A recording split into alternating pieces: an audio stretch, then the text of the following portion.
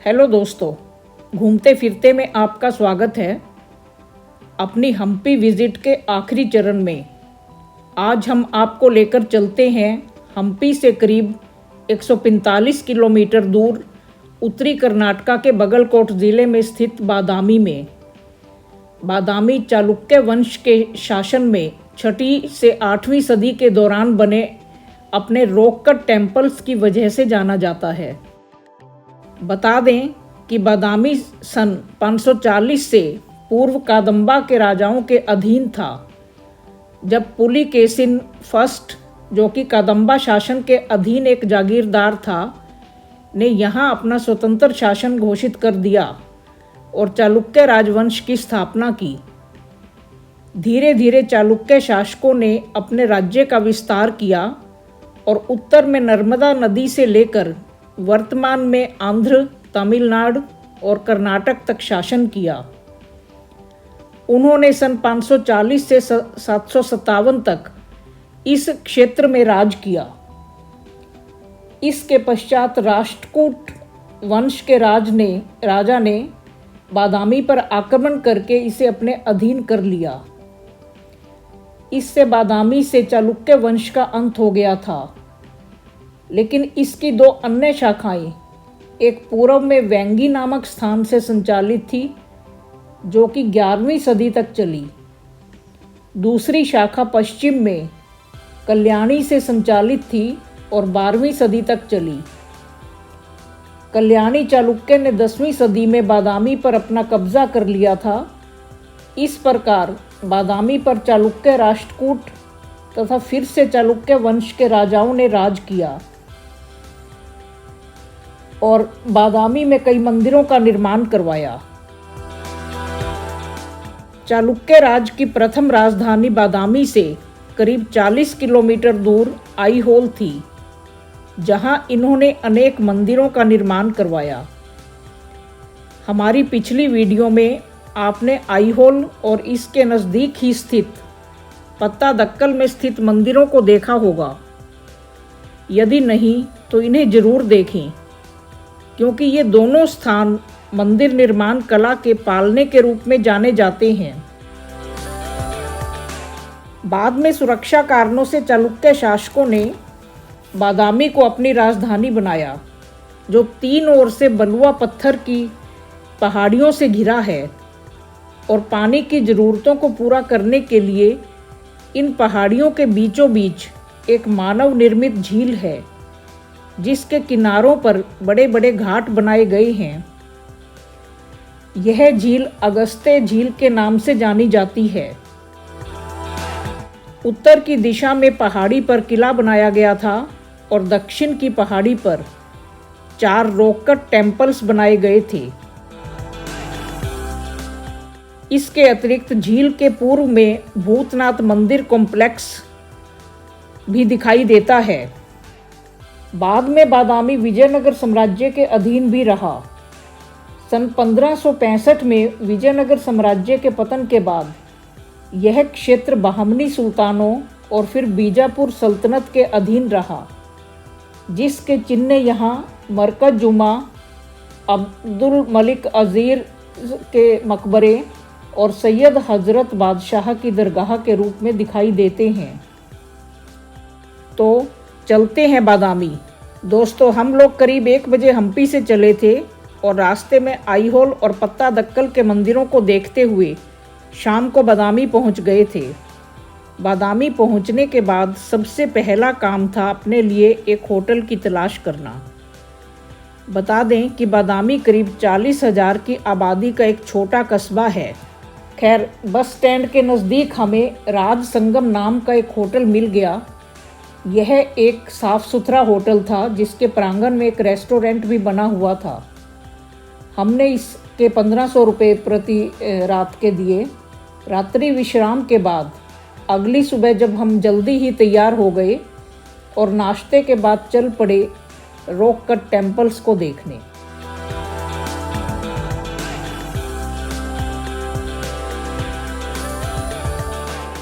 Bus stand के पास से ही रास्ता है, जो बस्ती के बीच से होकर जाता है। जल्द ही हम केव्स के नीचे बनी पार्किंग तक पहुंच गए। यहीं पर एक और टिकट विंडो बनी है और पार्किंग के सामने ही ऊपर जाने के लिए सीढ़ियां बनी हैं और सामने ही पहाड़ी पर एक केव दिखाई देती है। यहाँ कुल 4 रॉक कट टेम्पल्स हैं जो कि विभिन्न तलों पर स्थित हैं और इनमें से 3 हिंदू मंदिर हैं तथा एक जैन मंदिर है। खास बात यह है कि ये कोई प्राकृतिक गुफाओं में बने मंदिर नहीं हैं, बल्कि पहाड़ी को काटकर खूबसूरत नक्काशी के साथ बनाए गए मंदिर हैं। जैसे ही हम सीढ़ियां चढ़कर ऊपर केव्स की ओर जाते हैं तो केव नंबर 1 का विस्तृत रूप हमारे सामने होता है। यह केव टेम्पल शिवा को समर्पित है और शायद 8वीं सदी में बना यहाँ का सबसे पुराना मंदिर है।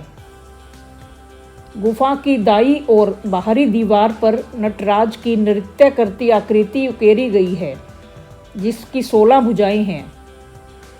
इसके हाथों में सांप, वाद्य यंत्र और त्रिशूल दिखाए गए हैं।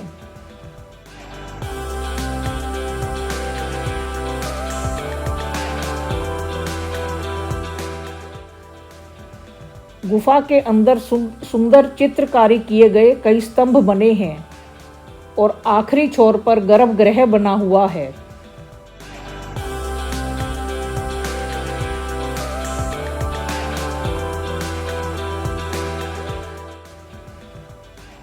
इसके बीचों बीच नंदी की मूर्ति बनाई गई है। इसके अतिरिक्त बाईं ओर की बाहरी दीवार पर अर्धनारीश्वर की प्रतिमा बनी हुई है जिसका एक हिस्सा शिव का है और दूसरा हिस्सा पार्वती का है। और एक दीवार पर हरिहरा की बड़ी मूर्ति है जिसमें शिव और विष्णु को दर्शाया गया है।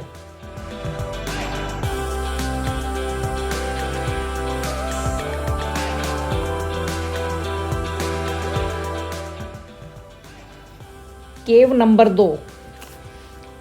जैसा कि पहले बताया है कि यहाँ हर केव अलग तल पर बनी है, इसलिए हर केव तक जाने के लिए सीढ़ियाँ चढ़नी पड़ती हैं। खैर, दूसरा केव टेम्पल विष्णु को समर्पित है और पहले केव टेम्पल की तुलना में अधिक सरल है। यहाँ खंभों पर कम कारीगरी दिखाई देती है। गुफा के दोनों तरफ शांत मुद्रा में खड़े द्वारपाल दिखाई देते हैं।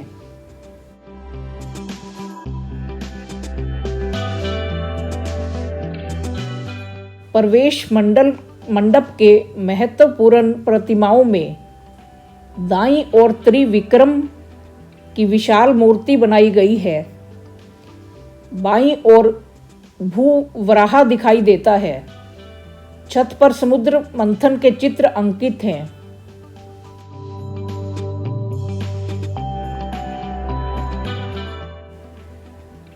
छत को स्तंभों से जोड़ने वाले तोड़े पर सिंह, हाथी, मकरमुख से निकलने वाले मानव एवं अन्य जलीय जीवों के प्रतिरूप बनाए गए हैं। यहाँ की प्रतिमाओं की निर्माण शैली बिल्कुल देशज है तथा 8वीं सदी में बनी एलोरा और एलिफेंटा गुफाओं की मूर्ति कला का स्मरण करवाता है। यहाँ मुखमंडल पर शिल्पियों के नाम भी अंकित हैं।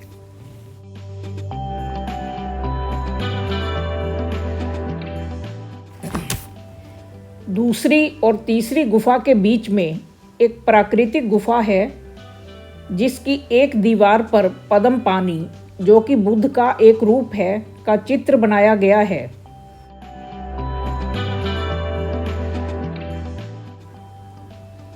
इसके साथ ही पहाड़ी के ऊपर बने किले को जाने का एक रास्ता है जिसे लोहे के दरवाजे से बंद कर दिया गया है।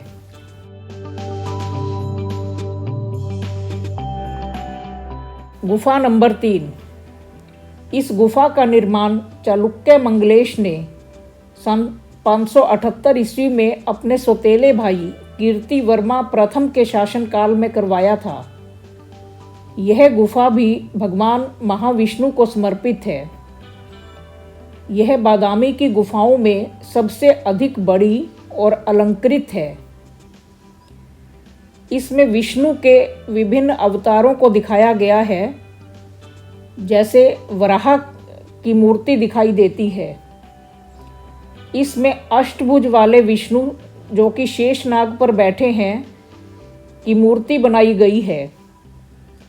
हरिहर, नरसिम्हा तथा त्रिविक्रम की विशाल प्रतिमाएं उत्कीर्ण की गई हैं। समुद्र मंथन, कृष्ण लीला जैसे पौराणिक कथाओं को भी उकेरा गया है। कामरति, दैवीय मिथुन युगम, नाग नागिन तथा विभिन्न मुद्राओं में खड़ी नायिकाएं अंकित हैं। यहाँ शिल्पियों के नाम भी अंकित हैं तथा संस्कृत में लिखे अभिलेख में निर्माण काल तथा दान देने वाले गांव का भी उल्लेख है।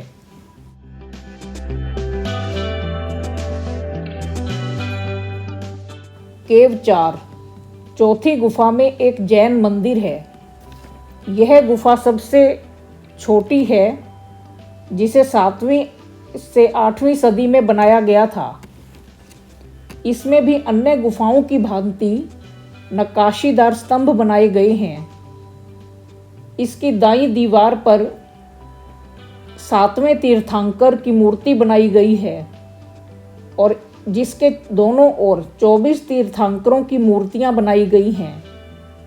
इसके गर्भगृह में प्रथम जैन तीर्थंकर आदिनाथ की मूर्ति बनाई गई है।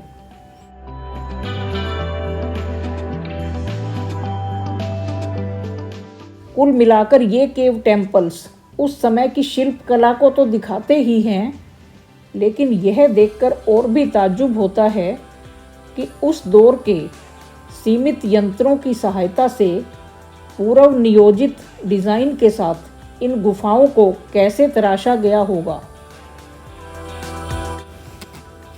बहरहाल 6ठी से 8वीं सदी अर्थात आज से करीब 1500 साल पहले इन अजूबों को देखते हुए और साथ ही यहाँ खड़े होकर सामने का नज़ारा भी अद्भुत दिखाई देता है।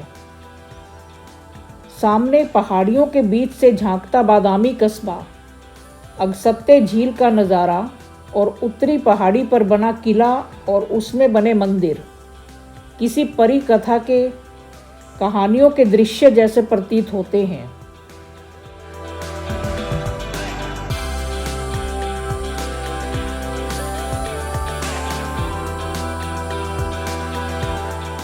मानव द्वारा तराशी गई इन गुफाओं और उनमें दर्शाई शिल्प कला को देखने के बाद वहाँ से जाने का मन तो नहीं कर रहा था, लेकिन क्योंकि जाना तो होता ही है, लिहाजा पीछे मुड़ मुड़ कर देखते हुए हम सीढ़ियाँ उतरने लगे।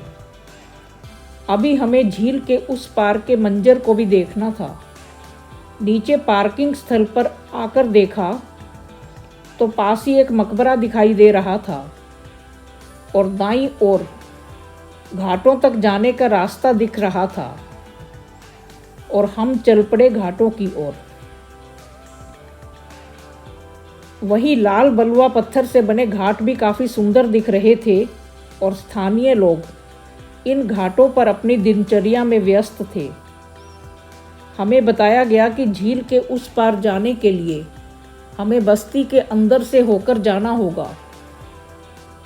कार को वहीं पार्किंग में छोड़कर हम पैदल उस रास्ते पर चल पड़े। बस्ती पार करने के बाद एक सड़क दिखाई दी, जिस पर चलते हुए झील के अंतिम छोर तक पहुंचा जा सकता है। सामने पत्थरों से बना एक गेट में से होकर हम अंदर गए और आगे जाकर बाईं ओर संग्रहालय बना हुआ है और उसके अंदर से किले के ऊपर जाने का रास्ता बना हुआ है।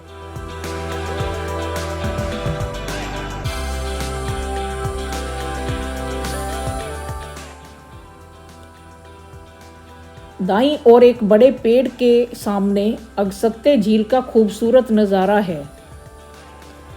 यह रास्ता पूर्व की ओर जा रहा है, भूतनाथ मंदिर परिसर की ओर। भूतनाथ मंदिर परिसर दरअसल कोई एक मंदिर नहीं है, बल्कि मंदिरों का एक समूह है जो 7वीं सदी से 12वीं सदी के बीच बनाए गए थे।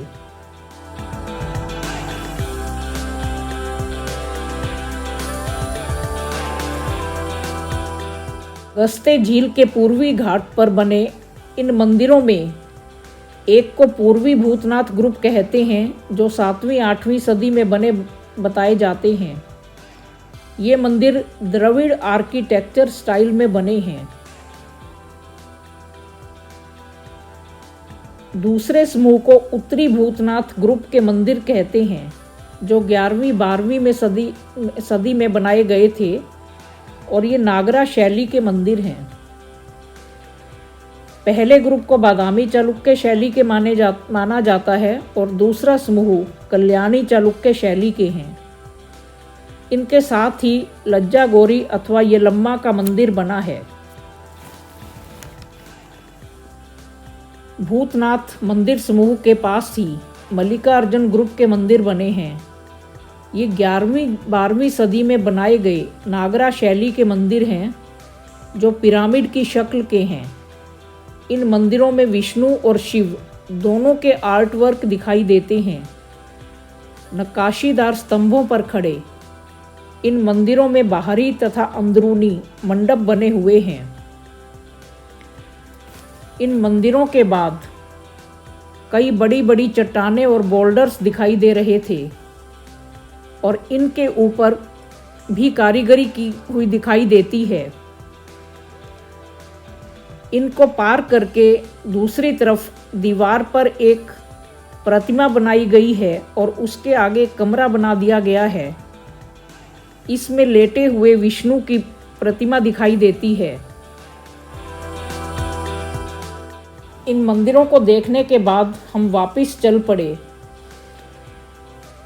वापसी पर किले के ऊपर जाने की हमारी हिम्मत नहीं हुई, क्योंकि वहां तक जाने के लिए 300 सीढ़ियां चढ़नी पड़ती हैं। वहां ऊपर कुछ मंदिर बने हुए हैं और ऊपर से चारों तरफ का नज़ारा खूबसूरत दिखाई देता है। यह किला चालुक्य वंश के राजाओं के अलावा राष्ट्रकूट, बहमनी सल्तनत, विजयनगर साम्राज्य से लेकर बाद में टीपू सुल्तान और मराठों का भी केंद्र रहा है।